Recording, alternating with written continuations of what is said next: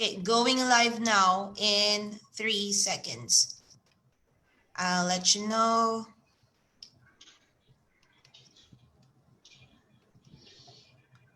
Done, live. All right, perfect. So we start, right?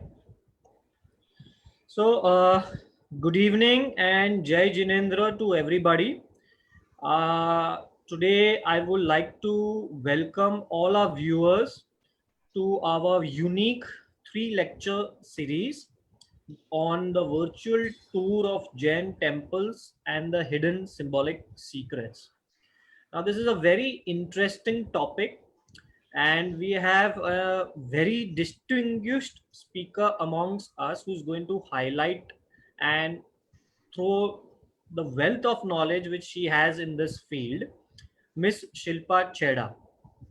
Now, I have a personal experience of learning under her for more than 2 years, and I can vouch for one thing, that her treasure of knowledge is such that when it just opens, you are just blown by the wind, and you just have to just keep your ears open. The mind automatically opens with the wealth of knowledge which she shares. Her passion in this field is so much is to it that she has got multiple degrees. Not only that, she's been currently the curator of the Heras Museum at St. Xavier's College in Mumbai. She also holds a degree in MA Ancient Indian Culture. She has a diploma, multiple diplomas as well. And personally, which I know, she's one of the few people who have actually learned Prakrit. If I'm not wrong, ma'am, please correct me on that. So her knowledge in this is just so much overwhelming for us, and we are very fortunate to have Miss Shilpa Chheda with us to begin our topic on the virtual tour of Jain temples and the hidden symbolic secrets. Uh, it's a warm welcome to you, ma'am, Thank from you. Jain Study Group, and we are very excited to hear from you, and you please enlighten us on the so much knowledge which we are going to gain from the 3 Sundays which we are going to go. So, ma'am, my Yes. first question to you is that how do we know the antiquity of any religion? So in a simple sense, I mean, on a layman term, if we say that it's ancientness, or you will say that, how old is any religion, for example. So we have this conversation, that is Jainism older than Hinduism, it is one of the first religions or no. So these questions, how do we so what I have learned is that it's called as antiquity. So how do we trace this antiquity of any religion? Yeah. So, first of all, thank you, Dr. Dhairav Shah, for your kind introduction. Though I am not an expert, I am student of ancient Indian culture, philosophy, and archaeology and history. But whatever little I know, because knowledge is ocean and we can only take few drops from it, I will like to share with my experience in variety of disciplines, which I have taken from the various sources. Now, when you ask how old a religion is or what is an antiquity of a religion, we always say that there are three kind of views. Okay, one is how you are looking at the religion from the tradition point of view. So every religion has a tradition, and it starts by my tradition is ancient, we cannot trace it, because tradition is the word which tells us that it has come through generations. So one answer will be it is coming through generations. It may be recorded, it may not be recorded, but it is oral. And till date, Jains are following certain religious principles and cultural norms. It shows that it is ancient. Another view is from the historicity. So when we look at history, history depends on two things. One is the literary evidence and one is the archaeological evidence. Now, history is a science and it is an art. So it's a search. Basically, it is a search. And we also say history is mother of all the sciences and all the subjects, because we can have history of mathematics, we can have history of science, we can have history of philosophy, we can have history of all the languages, because we have to trace from where it has come, the root basically, from where the subjects come. So when we look at Jaina sources, we have to trace the sources from the literature, and we have to trace the sources from archaeology. So when we look at history, we get interpretations and lots of difference of opinions, and these are to be looked from the historical perspective. The third, what we say, is the anthropological approach, which of course is part of sociology and combination of subjects. So how a culture has come up, and how through the cultural settings we know the antiquity of religion. At times we have to depend on all. At times we have to take from any one source, because in the absence of sources we don't know, then we have to take help of variety of sources. Now, as far as Jainism is concerned, we have to look at literary point of view. So we have Jaina Agama Sutras, and we have various stories narrated in that Agama Sutras, which give us the nitty-gritties of Indian culture and Jaina culture as well. Another is archaeological sources, which is basically the part of art and architecture, iconography. So basically, Jain art and architecture. And when we look at architecture, we don't find enough sources of all the periods, earlier periods. The later periods, of course, we have lots of examples. But again, one thing we should not forget, and the researches go on, the new things are found out, and the search is always on. So as far as history is concerned, I will always say, right now these are the sources available. Tomorrow something new is found, then maybe our interpretations may change. There may be a lot of interpretations, because there are many archaeologists who are working on it, art historians who are working on it. In absence of literary sources, we take example of archaeological sources, and we have to look upon the anthropological approach also. So So, in light of all this, today's hmm, lecture, we have to look upon the sources. absolutely. Yeah. So basically, we are basically focusing on the archaeological evidences currently which we have, which trace back our Jain footprints, which we have actually. So we can trace back our roots of Jainism with archaeological evidences is what we are going to discuss today. So please, can you just shed some? We can start with the first evidences which we have got, or how? What are the kind of evidences which we are looking at? Yeah. So I will just like to start with that Jaina tradition. Okay. The entire tradition, it belongs to Indian tradition of Shramana Parampara, where renunciation and the path of moksha is very important. And we worship our teachers, our reformers, whom we call Tirthankars, the enlightened souls who have shown us the path. Now, they are not the creators of the universe, and therefore we can call ourselves the atheistic tradition in that sense, as we don't believe in gods as creator of the universe.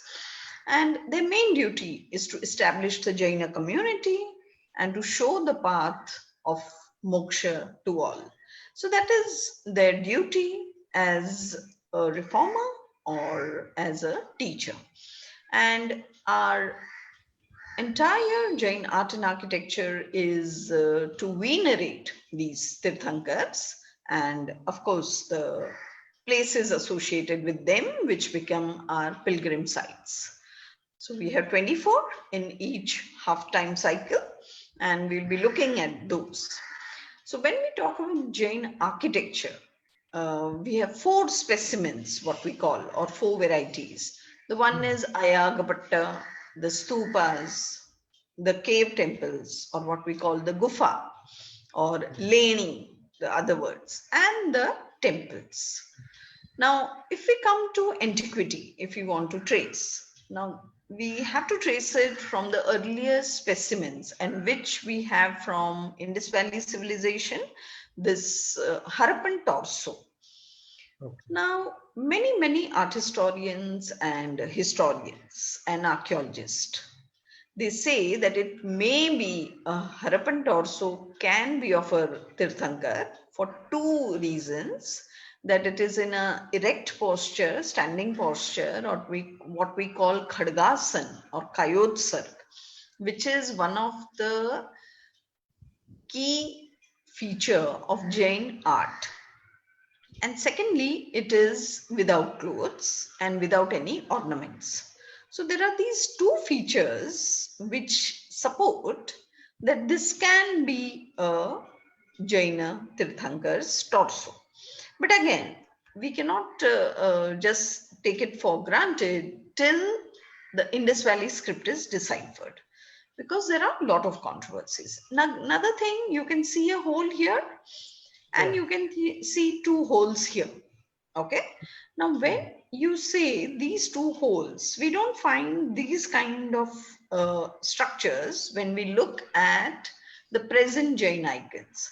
And here we see the hole, there is a hole and the head may be inserted. Now, this itself becomes little controversial. Why? Because whenever we think of Indian icons, they have to be akhanda, and nothing can be inserted from other. Like other material cannot be inserted here. So, of course, there is a lot of controversy, and this goes on till the script is deciphered, everything is kept at stay. And when we will come to know, then at time we can say for sure that it is a Jain icon or an icon of an yogi. Basically, these are the 2 points which correspond to Jain iconography, whereas this particular thing of the monolithic image or Akhanda image, which here we find a little problem. After this may be traced to 5,000 years ago, so Okay. 3000 BCE. After that, we find in 300 BCE this torso, which is found from Lohanipur. It is erect in Kayotsar, and this is found from the place called Lohanipur, and therefore it is famous as Lohanipur torso. Here we find that it is without clothes, it is erect, and in later Jain icons, it has a lot of features which are akin to it. So this can be of Tirthankar, but again, the lower portion is missing, and we don't have any inscription. So, of course, there are lots of pros and cons, and people go on arguing about that. So, Ma'am, where will be nevertheless, torsos exactly? Where are they placed currently? currently this is in Patna Museum. It Okay. is in the frontispiece, and you can see this stone just shines like as if it is made very recently. And Hmm. this is of the Mauryan period, and the very shine of this particular torso tells us Hmm. about the Mauryan polish, which was unique. So any piece which has this kind of shine, because there were very few samples or specimens of Mauryan period which come to light. There are, one is the Darganj Yakshini, one is Lohanipur torso, and the capitals of the pillars erected by Ashok. Okay. And therefore, this modern polish shows us the dating of it. And these are the features again, which we can say it can be a Jain icon. But again, absence of epigraphical sources also makes it little difficult. But nevertheless, we can take it into account.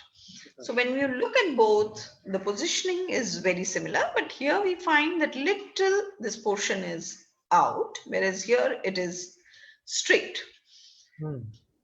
Yeah.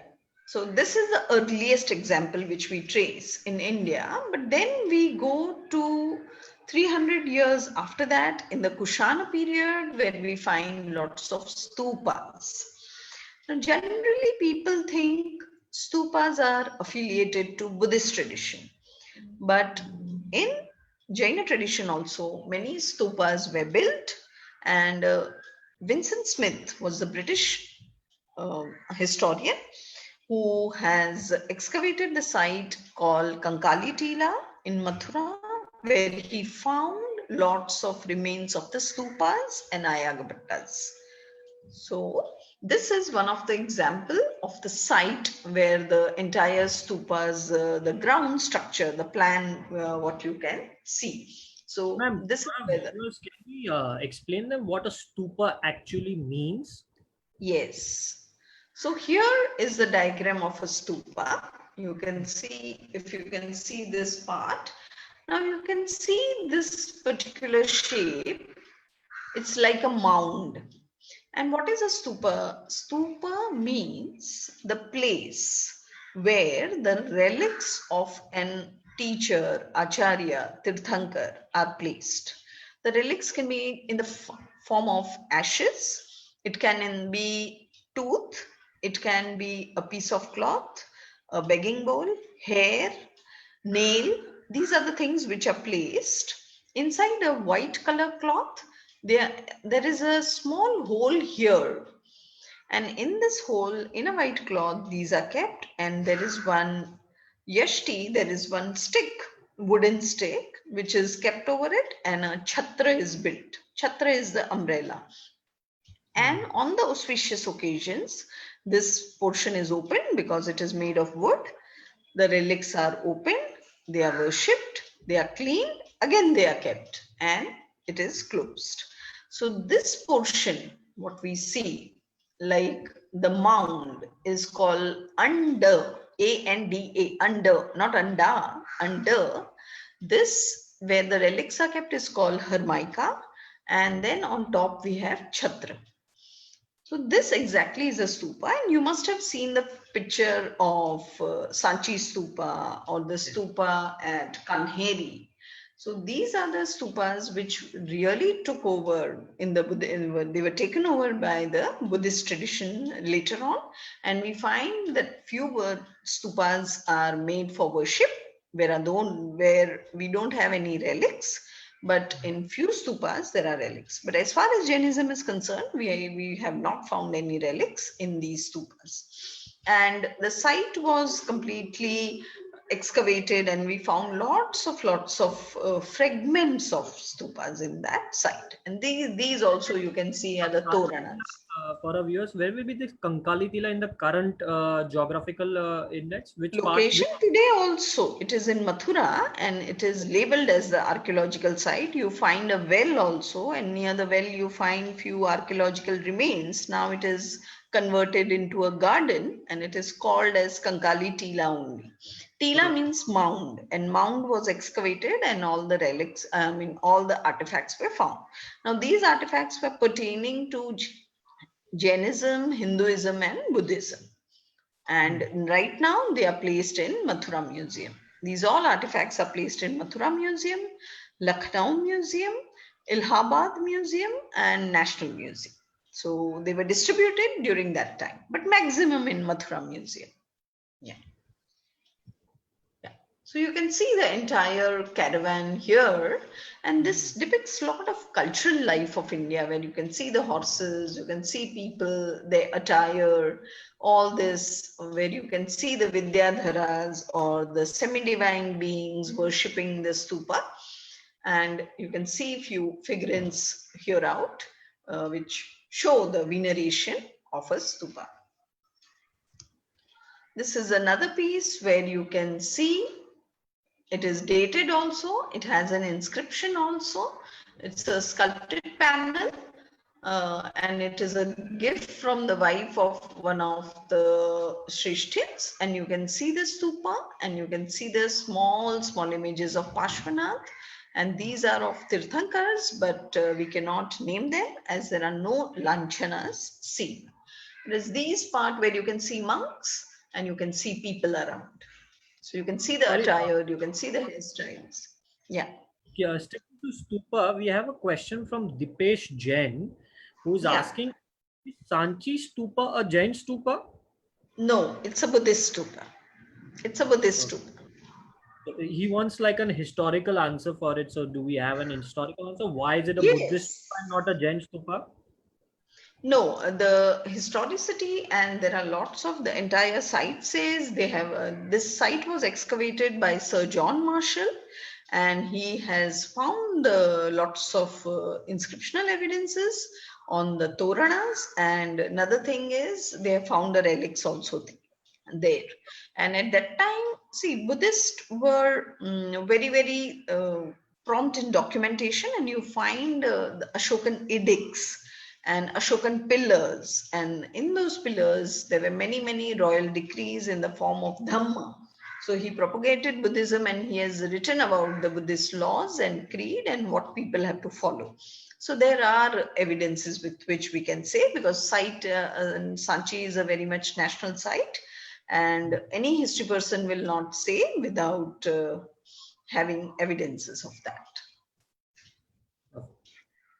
Yeah. Moving on.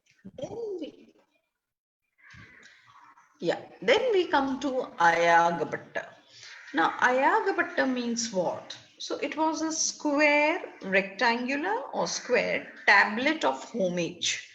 So when an Acharya or Tirthankar enters into the state of liberation, then in his memory, a square tablet was made, and this tablet had symbols. It was purely symbolic in nature. This is one of the symbol, this is one of the symbol, this is one of the symbol, and this is the chakra representing dharma, representing time. So dharma, chakra, the wheel denotes the life, because it never ends, what we call sansara.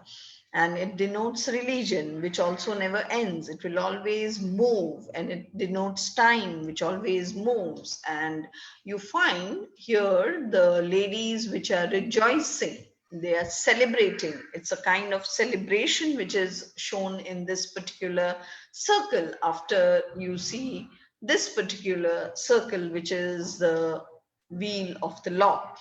And I will show you a better picture here. Now here we find there's a small image, okay, which we did not find many images before, but on Ayagapatta we find a small image in whose memory this particular Ayagapatta was constructed. So here are different symbols. You can see a swastika.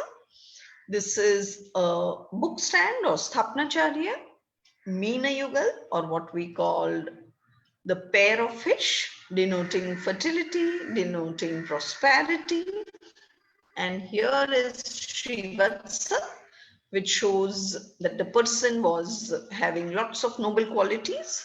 And this is the three which you can see here denotes the path of Jainism, Ratnatrayi. Ratnatrayi means Samyak Darshan, Samyak Gyan, Samyak Charitra.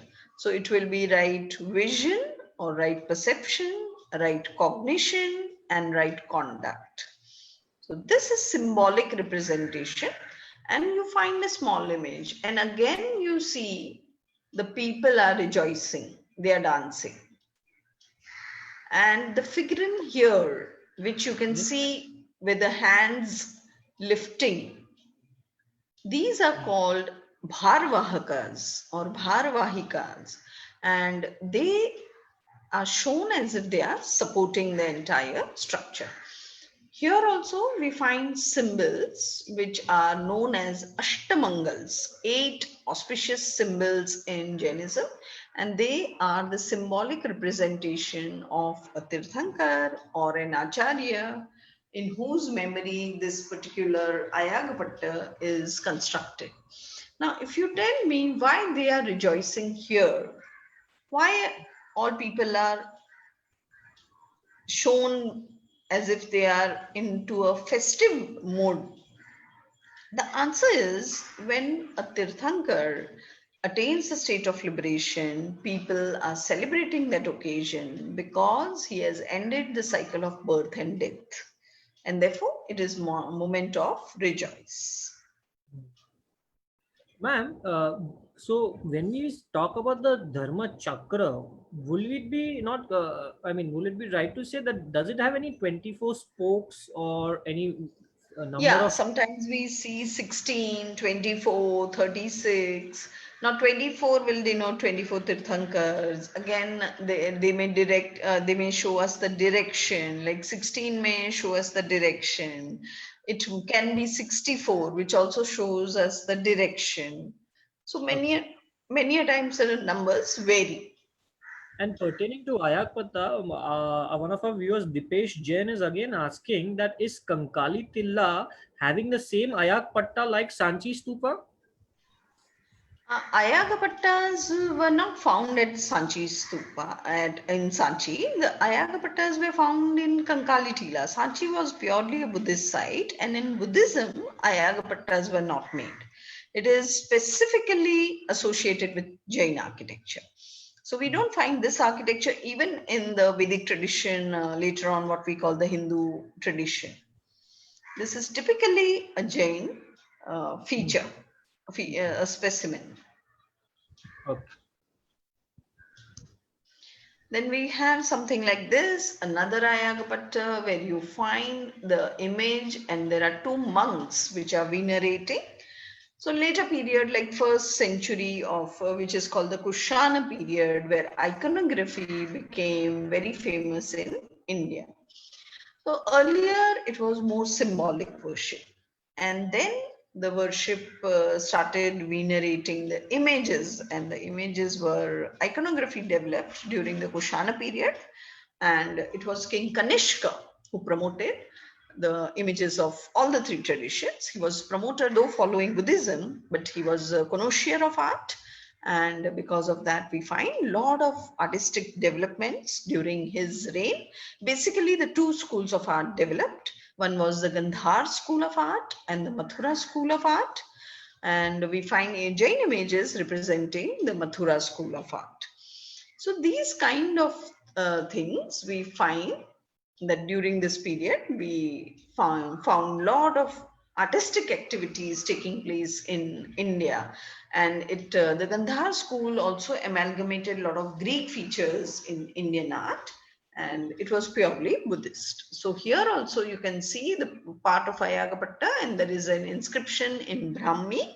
The script is Brahmi and the language is Prakrit. It is talking about it is the base of an votive stupa built by Gop, a person called Gop, and it is dated Samvat 79. So we have these kind of inscriptions which also prove that they were Jains. And again, here you see many spokes in the circle and the symbol of Ratnatrayi. And these are the ladies holding the chori. We call them chori bearers. So it's a fly whisk, or what we call chori or chamar in today's language, what we call chamar. And you can find a lion here, and lion has wings, just like a Persian lion. Okay, so there are certain elements of foreign artwork which are amalgamated in Indian art. And then after that, we find this, which is right now in National Museum. And this particular Ayagapatta shows the 8 Ashtamangals here. You can see on the first line and the last line, which is inscribed. And we can find the symbol of Ratnatrayi again here. And mind you, the symbols on which we call Ashtamangals keep on changing also over the years. So earlier there are few which are now not in vogue, and many people feel how there are changes, but there is always changes in the art, and we always find that whenever anything grows, or whenever anything develops, there are certain features which are new, which are taken, there are certain features which are continued. So this kind of study we can find in the artistic works also. And it shows us the history. If you want to trace the history of symbolism, especially Ashtamangals, then one can work upon it. And many scholars have worked upon it, which right now we have Darpana, Sihasana, which may not be in this, but something there are something which is like this, which we cannot identify what it is. So many interpretations come for that. Or this is called as powder box. Now, what is this box for? So we still are searching. Now, swastik is also missing. And earlier it was there, then again it is missing, and now again it is incorporated. So such things keep on happening in artworks, and we find lots of things coming new in these. Like here is a chakra, and sorry, here is an elephant which is shown, a symbol of royalty, symbol of religion. So it is symbolic also, and it shows the starting point of iconography. As you can see, iconography, and here you can see a chhatra which is developing. Yeah. This is in the National Museum. Yeah, this is in the National Museum, and actually it is found from Kankali Tila, Mathura, but right now it is placed in National Museum. As soon as you enter into the gallery of artifacts, you find this piece. It is red color sandstone. What will be the antiquity of these Ayagapattas approximately? How many? It is, yeah, this is first century of Common Era, so 2000 years old. 2000. It's a 2000 years old. Yeah. Then this is one which is found in Lucknow Museum, and you can see the entire stupa narrated here. So you can find the entire image of stupa on an Ayagapatta, and again you find the celebrations done by the women. Here you have the Dwarpalaks, and we find a step, and here is circumambulatory path, or what we call the Pradakshina Patha. Of course, it's a tablet, but they are showing how the later on the stupas were decorated on the Ayagapattas, and how stupas came up in the worship in the form on the Ayagapattas. So this also was found there, but right now it is placed in Lucknow Museum. You find another piece where again you find the stupa, you find this ornamental gateway which reminds you of the Sanchi Toranas, and you can see the inscription. It is donated by the wife of one Shreshti. So we find lots of inscriptions here, and we know that why, who was doing. Differentiate this between a Buddhist this thing and the Jainism Jain point of view. I mean, it looks like a Sanchi stupa. No, So no, the thing is, the design looks like that because it is a stupa which is seen behind. Now, inscription shows it is Jain, and it is like on Ayagapatta there is a stupa. So it is given here the tablet of homage, gift of Shiva Yasha, the wife of one of the dancers. It is shown and it is inscribed. can we conclude that the Buddhist art and the Jain art ran parallel to each other in terms of the artistic developments? Yes, both of them were very parallel, and they flourished in India during that time, especially in Mathura and Gandhar and northeast part of India and the northwest province of India. So till Afghanistan, see the reign Gandhar becomes a part of Afghanistan, and till Afghanistan we find as of course it was the undivided part of India during that time.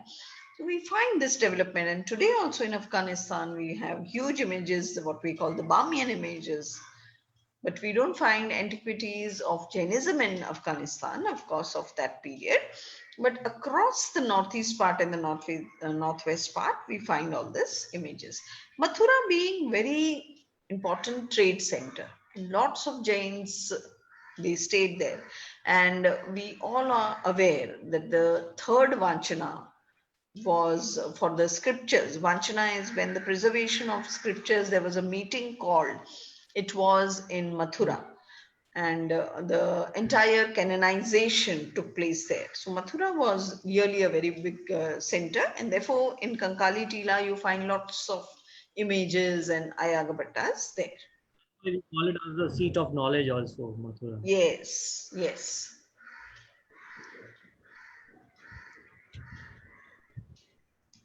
Yeah.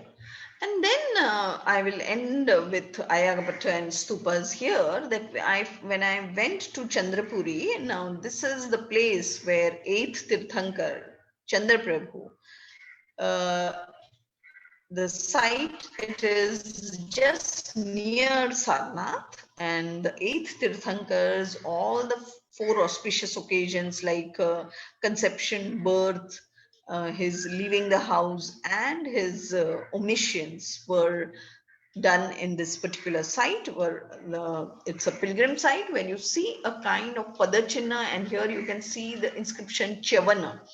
So here are something like Ayagapatta, and this is like a stupa, and this is like Hermica. So this is a square inside where the exact relics must have been kept. Now this, we find the images, and this is the only stupa which is kept behind. It is not in the temple, it is nowhere installed. But I just happened to see their room besides the temple, and there I found this particular stupa. And Sorry, this ma'am. Now particular, I'm just compelled to ask you something. The discussions yeah. which we have had many in the classrooms, and I have irritated you a lot on this. Now, based on all these evidences, now we discussed that Jainism, Buddhism. I mean, it seems to go parallel. But my blunt question to you is, ma'am, with these evidences, can we say that Jainism was more ancient than Buddhism, or Buddhism was more Yes. ancient than? No, Buddhism precisely has a date, and which is the birth of Buddha. Okay, 6th century BC. We don't see the traces of Buddhism before that. But Jainism is much more ancient than Buddhism, because Hermann Jacobi itself has given us the date of Pashwanath, which is 877 to 777 before Common Era. And another thing is, if you look at the Ayagapattas coming with the Ayagapattas, showing the relevances, or the stupas showing the art relevances, is just a matter of time coinciding the art development. Will we say that it was just it the is time later that development. art was there? No, see, the earliest example which we can trace in India is Indus Valley civilization. Okay. After that, for nearly 700 to 800 years, we don't have much art developing. So we don't have any archaeological evidence as far as the period of Pashwanath is concerned. Okay, so that we have literary evidence, and Professor Hermann Jacobi has given us the exact dates about all that. So that is, we can always have the literary evidences help us. But after that, we have examples straight away of 3rd century before Common Era. In between the artworks, if you ask, it was like the rural culture. People made artifacts out of wood, or maybe terracotta, and maybe they were not keeping such things. So it's a Vedic period, basically the Vedic period and the Upanishadic period, but we don't have much remains of that period. Even Shraman Mahavir's period and Gautam Buddha's period is all found from the literary sources. We don't have enough archaeological sources from that particular period. But that doesn't, sometimes it happens because simply people were symbolic, people were more into conduct, and we don't find any example of temples, but we have punchmark coins, and on coins there are various symbols which are seen. So for art, it always happens. It develops over the years. Again, we find in certain areas we don't have evidences, and again it comes up. These all things happen. But Indus Valley civilization, again, we can put it Rishabdev's period into Indus Valley civilization, looking at all the seals which has bull and which has swastika, etc. So that can be traced. Okay. Yeah. Yeah. So now we have to start with the rocket architecture, and I will show you the first Jain inscription. So this is the ancient most Jain cave, which is called as Udaigiri Khandagiri cave in Bhubaneswar district, or the capital of Orissa in India. And it is the twin temple called Udaigiri and Khandagiri. So Khand is part basically of Udaigiri, and in between there is a road. And we can see this is the first inscription of Jaina history, where we can see the first mantra, the basic mantra, which all the Jains know, is Namo Arhantanam, Namo Savvasiddhanam, the first two lines. And here we can see the symbol of swastika and Srivatsa. So these two symbols show us, of course, Srivatsa was also shown into this, but the entire, I will tell you the gist of entire inscription. It is by King Kharavela. King Kharavela belonged to 2nd century BC, after the Mauryan dynasty. And in this inscription, he has mentioned that Nanda king has taken away an image of Agrajin. Agrajin is Adinath, the first Tirthankar, Rishabdev. And he fought with Nandas, and he has brought back that image. This is what is described in this particular inscription, which is in Brahmi Lipi or Brahmi script and Prakrit language. And it is completely deciphered, and we have estampages taken by all the Britishers during that time, because we had most British archaeologists, and later, of course, a lot of Indian archaeologists have worked upon it, and it is completely deciphered. Right now, you can refer to Epigraphica Indica, where it is translated. And in that translation, even there at the site, at Udaigiri, you will find the translations are already written there. So in this, we are for sure that here Jainism and these caves were Jain caves, because there are no images of Tirthankar. This cave was meant only only for the stay.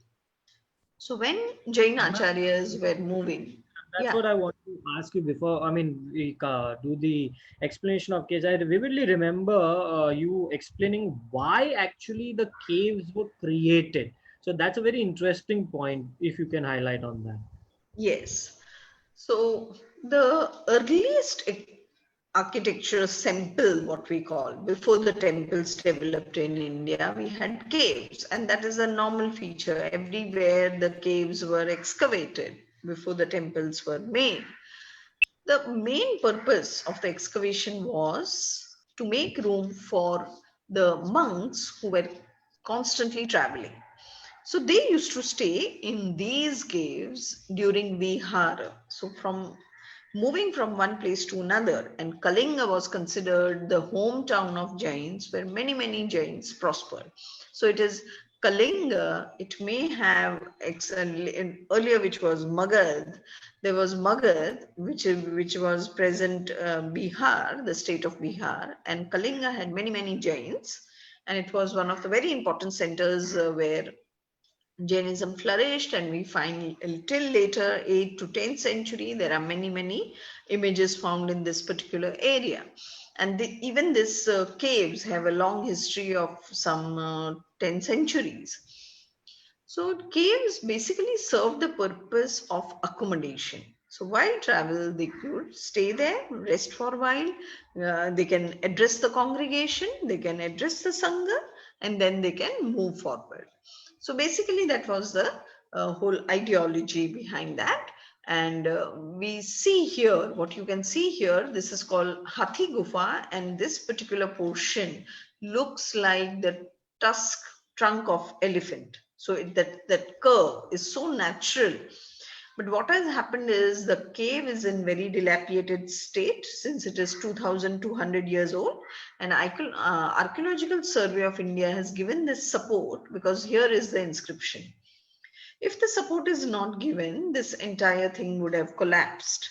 So therefore, you can see this inscription, and here the pillar supports are given, so that this is the first Jain inscription, and historically very important, on a rock. So therefore, this particular entire structure is constructed to protect, to conserve this particular inscription. And here there are a group of 18 caves, and this is number one biggest. It is called Raniki Gufa. Now it is made by the donations from Queen of King Kharavela, and you can see here that These are the small rooms, very small inside, where the monks, one monk can lie down, not more than that. It's really very small, and you have to bend down to enter into it. And we don't have any images inside, but what you can see is again the scene of King Kharvela and the hunting scene. Basically, he must be going on hunting, and we find lots of animals and people rejoicing and horses and all. So these kind of scenes are seen inside. We don't find any images there. Okay, Ma'am, scenes like this. Yeah. one of our viewers, Mittal Lalan, Huh. she has a doubt that Kharvel inscriptions doesn't seem to be the first Jain inscription. She says that we have something in Mangalum in Tamil Nadu, which dates back to 3rd century. Can you throw some light on it? Yeah, so there are lots of arguments on that. Now, we don't know for sure.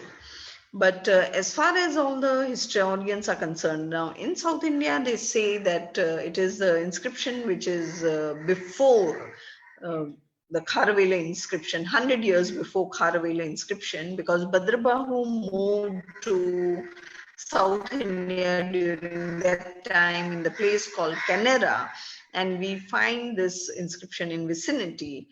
And but I don't know, there are lots of controversies going around, and when we decipher the exact script, because there was a we find this is Brahmi, and then in South India what developed was later the South Indian Brahmi.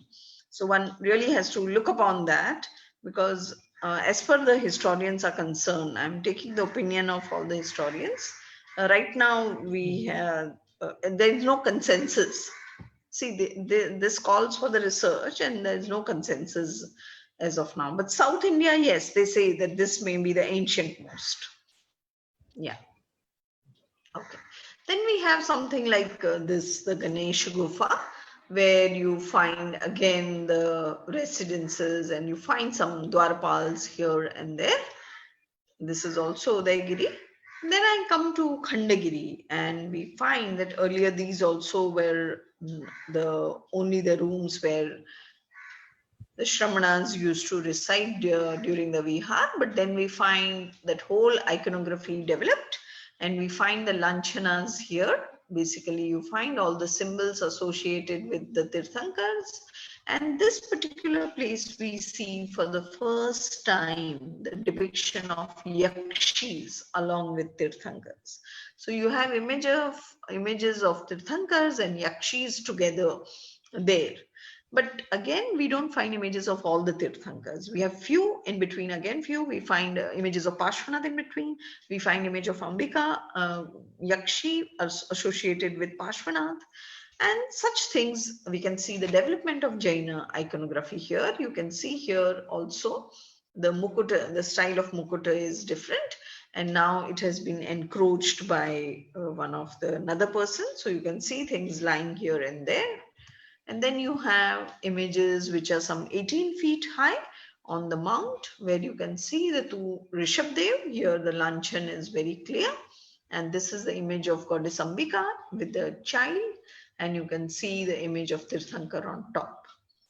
So necessarily we can say for sure that the Yakshi worship became very popular, and you can see that the images of Yakshis also were taken side by side to Tirthankars, especially Ambika was worshipped, very highly venerated, along with the worship of Tirthankars.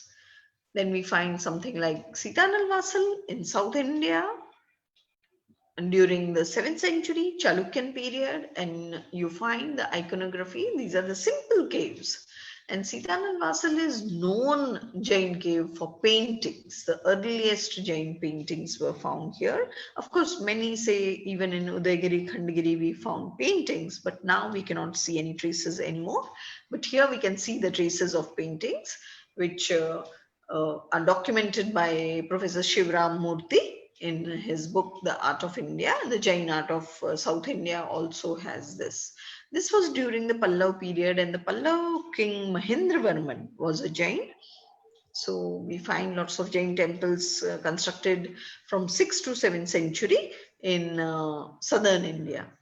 Basically, the Arcot district and districts from Madurai to Rameshwaram, on that particular route, you find lots of Jaina temples. I mean, Jaina caves, sorry. And this is by the later dynasty. Now I'm taking the historical development, how historicity in vogue with the history. I am narrating all the antiquities, or what we call the cave architecture. So you can see Badami here, and in Badami you can see there were lots of images carved later on. We can see they are inserted inside. This is a Badami cave, and in this particular cave complex you find Hindu caves and Jaina caves juxtaposed with each other. And we find a lot of developments here, because the 7th century is Chalukyan period. And in Chalukyan period, we find lots of temples also coming up, the structural architecture coming up. And this Now, Badami will be in modern day? Badami is called Badami. It is just near Belgaum, 40 kilometers from Belgaum. And it's like a World Heritage Site. Of course, Pattadakal has been awarded, but Badami does not get the status right now. But the caves and various temples in vicinity, which is Aihole and Pattadakal. Pattadakal has some 100 temples. Aihole also has caves. I will show you images of Aihole caves also. But very ornate Badami caves are, and the iconography has developed very beautifully there. And you see there is amalgamation of the South Indian and the North Indian style, and these are in just near the border of Karnataka and Maharashtra. Now, let me tell you that in India we have some 1200 caves, maximum pertaining to Buddhist tradition, then Jaina tradition, and then the Hindu tradition. And 1000 caves are in Maharashtra, because that is one of the earliest plateau where you So out of find 1200, lots of, 1000 in Maharashtra. yeah. Out of 1200, 1000 are in Maharashtra in itself. Yes, because the Sayadri ranges allow carving, and they are the rock which allow lots of intricate carving also. And we have caves like Ajanta, Ellora, which are world famous sites, and many of us know Karla, Bhaja, Kundani, Thanade Kaji, lots of Buddhist caves excavated in that area we find. And Dharashiva, and those are the Jaina caves which are excavated, Ankai Tankai, Mangitungi. These are certain Jaina excavations we find there. So cave Ma'am, architecture, yeah. Udaigiri near Vidisha, which is near MP. Does Yeah. that have any relevance with the Udaigiri which we are talking about in Orissa? No. This is a separate Udaigiri, and it has a lot of Jain caves. And in Okay. those Jain caves near Vidisha, it has a couple of Hindu caves, and one of the beautiful image of Varaha, and one of the beautiful image of Sheshashai Vishnuji is in Vidisha caves. And we have few Jain excavations also, and they are inscribed. We have Shankhalipi. Surprisingly, we find inscriptions in Shankhalipi in that state. And Sanchi is very nearby. And then we have Gyaraspur, which is again a Jain temple, rock cut temple, which is very near to Vidisha caves. So, and there is a site called Bado and Pathari, which is again near to that position, and it has temple complex of nearly 20 temples, which is in very ruined state. But of course, we have lots of example of that period. This So question coming was back asked to Badam. Vinay Bhai Kothari, one of our viewers. This question was Yeah. asked. Yes. That is very active site. See, Vidisha was one of the very important centers during the medieval period and even the ancient period, as far as Gupta dynasty is concerned. During the Gupta dynasty, so Sanchi you find in Vidisha district. Then you have Gyaraspur, then you have Badao, Pathari, and even in the caves you find the Jaina caves there, but we don't find many images as such in that. But Bado and Pathari definitely has beautiful Jaina temples, and even the images are very beautiful there. Yeah. So coming back to Badami, we have this image called of Parshvanath in one rare corner, and in other rare side you have Bahubali with Brahmi and Sundari. Now these two, here we find goddess Yakshi Padmavati and Dharnendra, and again in the form of serpent you find Yakshidarandra. Now these two are very very favorite images which we find in all the Jain caves. So it is very common figure which we find. Now this is Aihole, and one of the most beautiful image of Yakshi Ambika can be seen here. You can see it's dilapidated right now in the museum in Aihole, but here is the lion, and on her lap generally you find a small baby, and in the side, which is not here, maybe the entire image is in very dilapidated state. And then you have again Bahubali with Brahmi and Sundari shown That not as nuns. I would like to go to that Ambika image again. Now, a question arises in my mind that if this Ambika is a Yakshi, how can we claim that this is the Yakshi Ambika of Jains and not the Ambika of the Hindu mythology? How do we differentiate from this? Yes. So we can differentiate with the image here of a Tirthankar on the Mukuta or on the top, and Okay. with sometimes, as I said, always when a Jain Ambika is shown, there is a child on the lap and there is one child on the side. Now, this particular image is very mutilated, but this is placed in Jaina cave. So, therefore, it is evident that it is Jaina Ambika. But on the here, on the Mukuta, Okay. always an image of Shankar comes. So, then it is very, very evident. Like Bahubali, as Bahubali is considered as a Mahayogi, son of Rishabdev. He is always shown with Brahmi and Sundari, and here is an episode that he was not attaining omniscience because of his pride, and he didn't wanted to bow down to his brothers who had taken initiation before him. So he, because of that pride, he could not attain omniscience, Keval Gyan.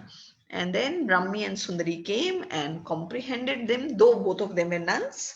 But generally, in Indian art, nuns are not shown. So they are always shown like young princess.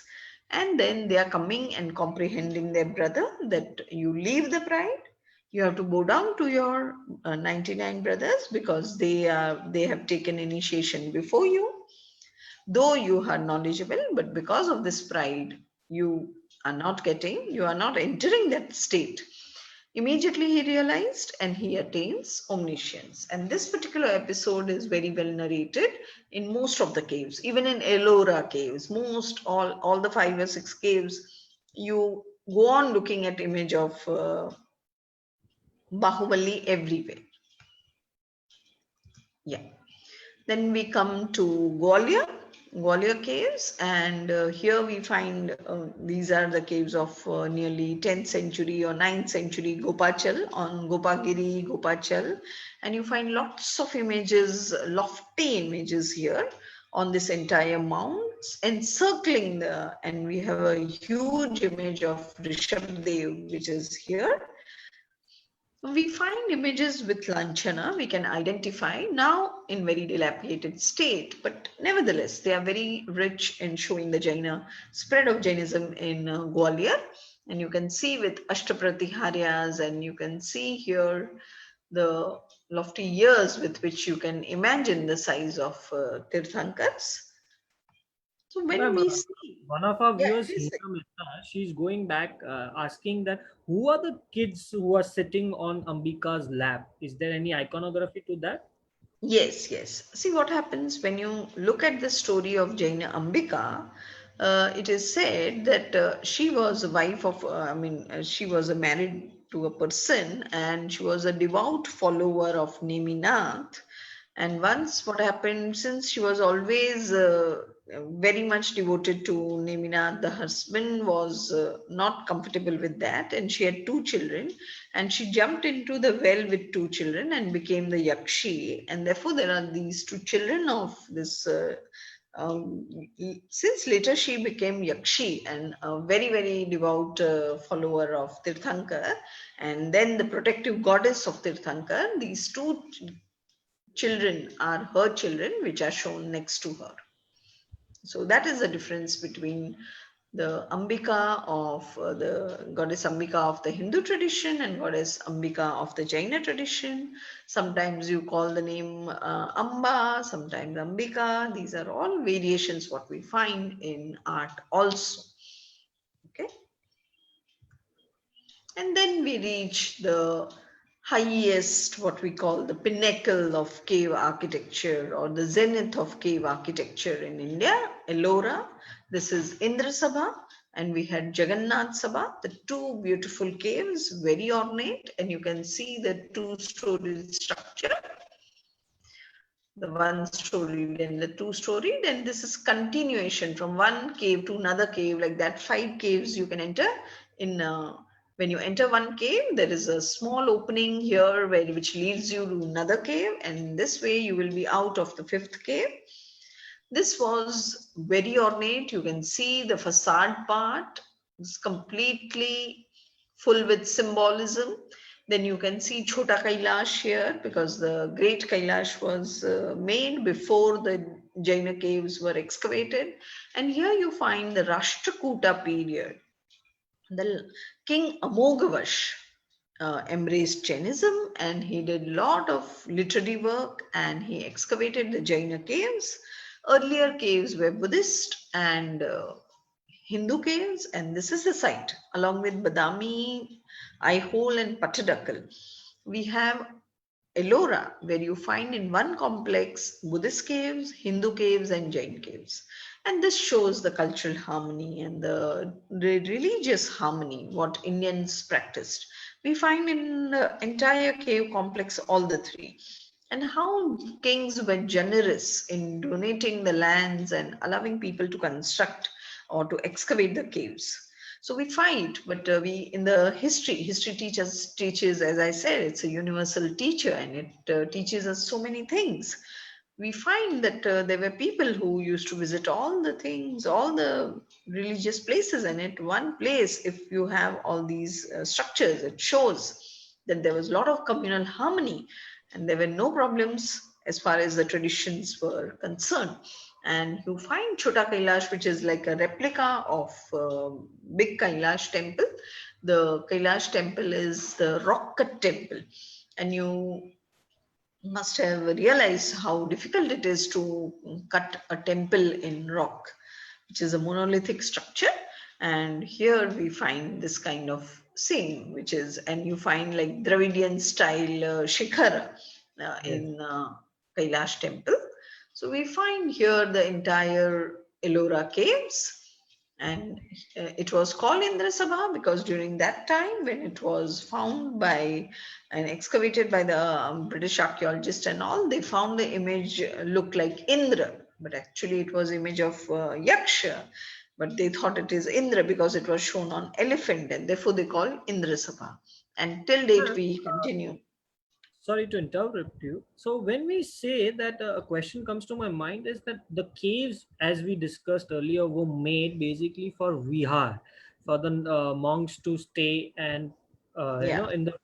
Now when we are seeing all these architecture, the Indra Sabha, the cuts which have been made, and the artifacts which have been made, what do they indicate? Was there any ideal worship there, or if it was just for vihar, why such architecture to be created? The question does come in mind. Was it a symbolism, or was it basically, were any activity or traditions happening there in the caves? No, the earlier caves were basically for residents, as I said, but later on, along with residents, it became place of worship. So these all caves were place of worship, and you find small rooms also attached to it. So when we have, see, in India, we have two types of, rather three types of cave architecture. One is vihar, place to stay.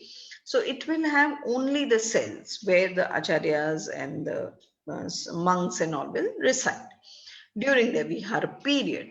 And then one we had which we call Chaitya Gruhas. Now, Chaitya Gruhas basically were meant for worship, they were not meant for staying.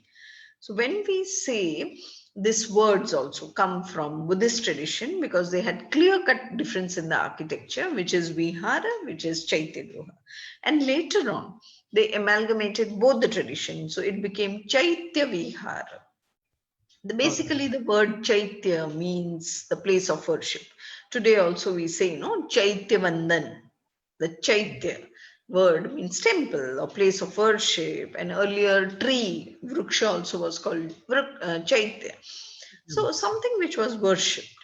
And when you find there were a lot of developments in the later years, what we see is the earliest were simple because it was just merely place of staying.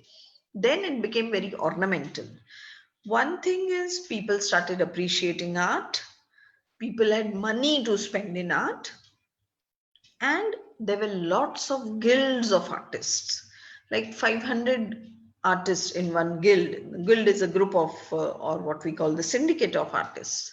So in that guilds we find lots of artists who kept on moving from place to place, and they were started carving the excavating the caves, and they started making it more and more ornamental. Why they started making ornamental? Because people started appreciating art. They started putting more and more symbols, more and more images, because now it has changed the nature. It has become place of worship. So people come here. This become like place of the pilgrim sites. So when we look at Ellora, it becomes a pilgrim site towards Paithana. And we find that, like how on today's highways we find all places of worship affiliated with the upashrayas and with the bhojanshalas, because that has become the place from where the monks are doing vihar. And these we call highways today. In the yesteryears, they were called the trade routes. So from where the traders move, that trade routes, we had pilgrim sites. Okay, so All we right. find that from Kandheri, like Sopara was biggest port in Maharashtra. So from Sopara, we find the caves which are Kanheri. So people used to come to the port, do their trade work, and they used to migrate towards Kanheri was the place of staying. Then they from Kanheri they used to cross and reach Bhorghat. From Bhorghat again we find couple of caves there, which is in Lonavala, Karla, Bhaja, Bedsa, and this entire chain of caves continued, and this became a trade route. Similarly, there were land routes. So you find Ujjaini was linked to Mathura, and then you find lots of pilgrim sites developing there. Why? Because people used to move, and acharyas used to move during that time on those routes, and Okay. those routes developed into pilgrim sites, basically. So basically, movement along with tradition, going along with it. Yes, yes. All right. See, every tradition will have these kind of patterns. Right now we are following highways because that is the route we follow where we reach fastest. And Okay. during that time, those were passing through the forest, those were passing, and wherever there were mountains which allowed carving, they immediately excavated a cave. So wherever there were cave, there was no need of making any temple. Why? Or any upashraya? Because it was readily available. It was easy to excavate a cave because you are saving a lot of amount. You just have to cut it and the structure is ready. Whereas for the structure, you have to decide a form, you have to bring things from outside and then make a structure. So maximum caves were carved in Sayhati ranges because it allowed carving. And then you find in Madhya Pradesh there are many excavations happening. And then you find the earliest cave in Barabar and Nagarjuni, which is in Gaya, and those were made for ajivakas. One is always surprised that during Mauryan period, there are cave structures which are of Ajivak tradition. Ajivak was the tradition during 6th century BC, and they also were like Jains. They were residing in the caves. So there are 7 excavations in Barabar and Nagarjuni caves. They are granite caves, and absolutely there is no image, no symbol, but there are inscriptions which tells us about the 3rd century BC. The dating of that cave is available based on inscriptional evidences. So cave had a purpose. It had a purpose to serve, and later on we started making temples, and this is how the things go, you know. It keeps on changing. The modes of architecture, we adapt, we take few things, we amalgamate few things. It's like that. So it keeps on changing. Then we have Ellora, as I again said, in Ellora caves, Bahubali was very, very famous, and you find Bahubali images everywhere in every cave, along with Brahmi and Sundari requesting and comprehending Bahubali. Then I'm taking you to southern part of India, where I said from Madurai to Rameshwaram. In between that, in the Arcot district, we have lots of Jain caves. Again, in Kerala, we have lots of Jain excavations. But later on, we find all the Jains migrating from there and settling in Maharashtra. So we have Sirukadumbur, and you find all the 24 Tirthankas shown here, and with Chauri bearers and with Chhatra. Whereas you don't find any luncheon as such to identify, but number 24 definitely signifies all the 24. Then we have the place like Kalugumalai, Venimalai. These are the places which showed, and you can see it's the forest area, and you can see the trees and all. And you find lots of images with Ashoka Vriksha, the symbols like tree, like Chauri bearer, like Sinhasana, like Yaksha, and here you find Vidyadharas and Chauri bearers also. So we find the development in southern India where there were many Jains. Now this is Mangitungi Nasik. It is still very, very active. It's not a site, but it has both the ancient caves and the new structure coming up. Now, still it is worshipped. So they say it is very ancient because it may be the cave of Satavahana period, 2nd century BC or so. But images were what are excavated here may be of later period. That is what many have said. And of course, then we start coming to the temple architecture. Before Yeah. we come to temple architecture, I just want to go. I mean, my science brain tells me now when we are dating these to 2nd century or 3rd century, are we basing these on carbon dating, or is it any another technique of proving the antiquity? Because to my knowledge, it's more of carbon dating, is it? There are many, many methods of dating. Now, see what happens is the mountain itself may be of many, many years ago, and the mountain itself will be there, but the images come later. Okay. So now how to know? So we have what we call the stylistic analysis. So what is stylistic analysis? That when we look at the iconography, the features, the way it is carved, how it is carved, what are the important artistic interventions in that, artistic presentations in that. So through art history also we can date, because Okay. when you date a stone, it does not mean this image also is carved at that age, because you are dating a stone, but the image may be carved later. Now today I go and make one image here, so people, what they may think, that have I carved in 3rd century? Have I carved in 5th century? Sometimes it is very difficult to assign, because when the donations come, the images are carved. So dating becomes a very difficult issue in India. If they are inscribed, we have perfect date. If they are not inscribed, we can. Now there can be antiquity of mountain which will be different. There can be antiquity of the image which is excavated in the mountain which will be different. So there are these kind of problems and discrepancies. And sometimes in Dhara Shiva and all, you don't find anything. There are certain symbols. And some Professor Dhavlikar and many professors Amkhedkar, and they have gone and seen that cave, and you find swastika. Now swastika may be affiliated to the Buddhist tradition, to Jaina tradition, to Hindu tradition. So it becomes very difficult to say whether it is Hindu cave, whether it is Jain cave or Buddhist cave. Now, as such, we can call them Jain, Hindu, Buddhist only because of the images there. Okay. Symbolism. But yeah, that is the reason. Otherwise, cave is cave. So Yeah. architecturally, it's a cave. But dating has become a lot of problem. And in many caves, since they were for residents, it may be used by all. It may be by Buddhist monks. It may be by Hindu monks or even Jain monks. So you never know. And at times in Maharashtra, there are many excavations where there is no symbol, there is no inscription, and therefore it is very difficult to find out which cave it is. I think in Dhairav Shah also there is this problem which has arisen. If you have image, that makes it Jain, that makes it Buddhist, and that makes it a Hindu cave as such. Because many people don't like to use the word terminology Hindu cave architecture or the Jain cave architecture. They say cave architecture, but then image makes it Jain. But then designation becomes a problem. Like, how will I say it is Jain, Hindu, Buddhist? I have to use the word Jain cave. So at Okay. times there are these problems. Yeah. Yeah.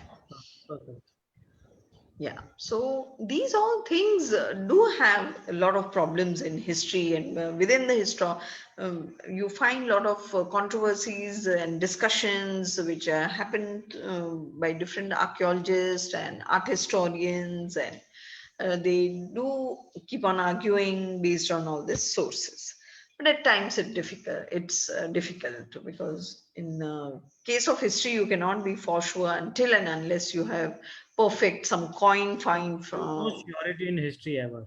Yes, yes, until and unless you find some kind of artifact which is there, or coin or some inscription, something Hmm. like that. Yeah. So, So here I will just like to end today's presentation, and next time we will take temple architecture a run through. I will be focusing on what a temple is, what is the philosophy behind constructing a temple, and why we have temple. We can have a temple at house, why we construct lofty temples, what is the difference between all this, and these all things which are associated with the mundane world and the spiritual world, and how is the journey, and where we see temple in between, like in cosmos, like in place of god. What is a temple basically, and how in India this entire ideology of temple construction, and basically temple as a place of god, or what we call a palace of god, or what we call uh, abode of temple as worship. a cosmos, whole universe has come up. So we will just go through all the small, big temples, and I will have a run through now. So we'll be focusing on temples like this and many, many more. So in Of the course, next that we can come in detail next time. Yeah. lecture. All right, so wonderful. So we're looking forward basically in the next lecture on discussing on the temple architecture, as we today learned more on the iconography, that what are the Ayagapattas, Stupas, caves, and basically these all things are proof of our antiquity of a religion. Now my question to you, ma'am, would be, I've asked you this many times before also, why should we, why should a layman know, or how does it make you make difference in your spiritual world to know the ancientness or antiquity of anything? Yeah, you have asked this a question in the class, but let it be on this platform. Now, as a devout Jain, it doesn't make me any difference whether I should know the historical sources or no. See, I said, if I'm following a tradition, if I'm rooted in a tradition, if I am a person who is venerating a Tirthankar, it doesn't matter the image is 200 years old, 500 years old, or it is made today. For me, what is important is my Lord and myself and my worship towards it, and how I'm imbibing the qualities of a Tirthankar. So if I am doing a worship, what I'm doing is basically that I should have the qualities of a Tirthankar. And by touching an image, if I go and not practice the truth, ahimsa, then I am really in trouble, because making Tirthankar images, worshipping it, and not bringing that change in the character is a big problem in the spiritual framework. But if you tell me as a student of history, okay, I will be bothered because I want to know the Jaina history, I want to know the nuances of each and every evidence and how the art historians look and how the anthropologists look, because it is not only the Jaina history, it is the Indian history, which is where Jains have contributed so much. So, in that parlance, yes, history does have importance, no doubt about it. Because in years to come, maybe your children may ask you, Are, when my religion started, why don't we know why? And why it started, why suddenly the cave architecture is not happening, and why suddenly the temples are becoming lofty and all that. But when I'm looking at the spiritual aspect, it may be the image in my house, it can be any Utsav it can be a small temple like we have in the building in the vicinity, it can be a small temple in the house, it can be a pilgrim site like Ranakpur, which is one of the loftiest temple, I may say, in India and in the world, which is Sarvatra Bhadro. I mean, we find very few examples of such temple as far as Jainism is concerned. Yeah, spiritually, history does not affect me at all, because it is my inner journey. It is my devotion. It is my veneration, which is important. And I may not be bothered when the images was casted and how it was made and what were the emotions of the artists which are come here and what are the rules of iconography, and as far as Jain image is concerned, how they build, all that nuances is leave it to history person, leave it to art historians, leave it to archaeologists. But as far as spirituality is concerned, I may be least bothered about all those things. That is not my area and I'm not concerned. Why? Because it does not affect my worship pattern. The antiquity is not basically affiliated to the worship. My important aspect there is the worship part of it. Because here my main concern will be from the mundane world, how I will enter into spiritual world. And why temple teaches me how I can enter the spiritual world. Why Garbhagriha is called like that, and what is Antarala, and what is Ardhamandapa, and the Sabha Mandapa, and how these architectural terms are based on my spiritual aspect. That is more concerning. So I think we can Historicity. leave viewers with the for the next lecture in saying that history is only that much important, which actually makes a difference in your life. So I think we Yeah, can leave it's our more concern of historians. so we can leave our viewers with that in saying that, looking forward in the next lecture on the temple architecture of how a Jain temple is actually built and what is the meaning behind that, and we will be looking at the specific temples, and we will be going through the series of the difference and the uniqueness of each temple and how they are relevant in history and in philosophy as well, right? Yes. So I think it Yes. was an amazing introduction, Shilpa ma'am, revisiting the old days again. And I mean, the thread of knowledge is just going to continue for the next 2 Sundays. And we look forward for the next Sunday to start with the temple architecture. It was a pleasure starting this session with you, ma'am. Thank you Thanks a lot. so much. And whatever little I had, I could share with you. I'm really extremely grateful that you gave me this opportunity. Thank you very much. Thank you. Thank you, ma'am. Looking forward for the next Thank you. Sunday. Bye. Bye.